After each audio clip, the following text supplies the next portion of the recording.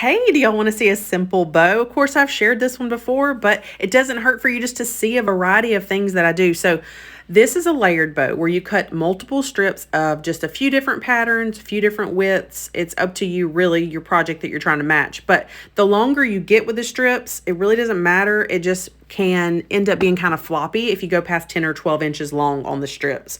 So keeping that in mind in case you want to create one of your own, you basically decide how long is my bow going to be, and then you pick out which ribbons you want. I like to mix it up. I use a combination of wired ribbon sometimes, 2.5-inch ribbon, 1-inch ribbon, burlap.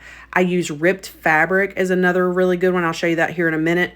But when I'm using the 2.5-inch ribbon, I usually do go ahead and give the ends tails, and then if it's like a thinner one, I'll just kind of angle cut it. But all I'm doing is deciding what I want to put in my bow. And the more you do it, you'll realize how full your bow will be.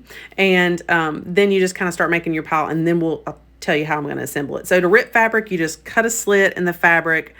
And if you've been following me along for a while, you know I like to use a lot of fabric. So I've probably showed you that technique before, but it's pretty simple. It rips evenly, and I like the tattered, shabby look. If that's not your style, you could just stick to just wired ribbon. You could stick to just burlap. You could make this as plain and use one pattern. You could use multiples. And you see here, I'm going to show you at the end what project this is going on in case you missed it earlier in the week.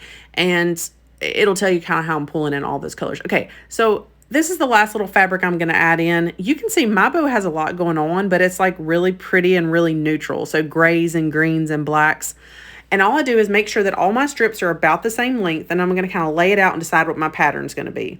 If I have two strong colors, two strong competing patterns or colors, like that black quarter foil there, and the black pin, ticking stripe, I won't put it next to each other. I'll kind of spread it out. And all you do is you keep a tight center between your thumb and your pointer finger there. And I kind of like to shove the center down in there. And I keep it really nice and taut. And I just kind of start layering back and forth, crisscrossing, making an X in my hand. There's not a whole lot of right or wrong here, okay? Just keep that center nice and tight. And then there's a little extra something I'm going to tell you to do when you get it all tied up. So assuming to this point you're happy with it, I like the way it looks. I just cut a little piece of jute string. I flip it over. Now this is the back. This is the part you want to get really, really, really, really tight. And depending on how you're going to attach it to your project, I'm going to glue this one. So I'm just going to do a little bow. Now give it a little twist in the center, pull out, fluff out, and you're done. You can trim up if something's too long. You can trim it up.